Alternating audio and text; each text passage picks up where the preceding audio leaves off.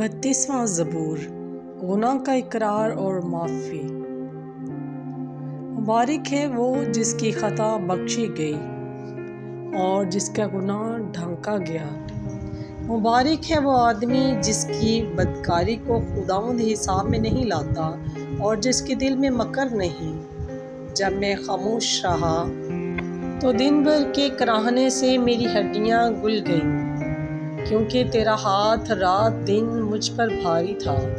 میری طراوت گرمیوں کی خشکی سے بدل گئی۔ میں نے تیرے حضور اپنے گناہ کو مان لیا اور اپنی بدکاری کو نہ چھپایا۔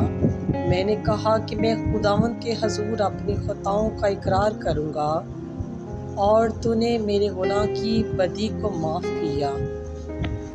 اس لیے ہر دیندار تجھ سے ایسے وقت میں دعا کرے جب تو مل سکتا ہے۔ یقیناً جب سیلاب آئے تو اس تک نہیں پہنچے گا۔ تو میرے چھپنے کی جگہ ہے، تو مجھے دکھ سے بچائے رکھے گا، تو مجھے رہائی کے نغموں سے گھیر لے گا۔ میں تجھے تعلیم دوں گا اور جس راہ پر تجھے چلنا ہوگا تجھے بتاؤں گا۔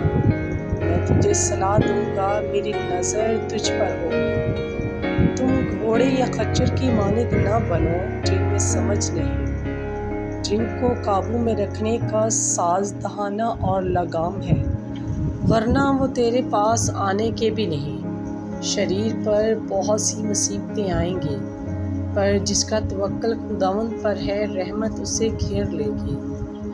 اے صادقو، خداوند میں خوش و خرم رہو، اور اے راست دلو خوشی سے للکارو۔ آمین۔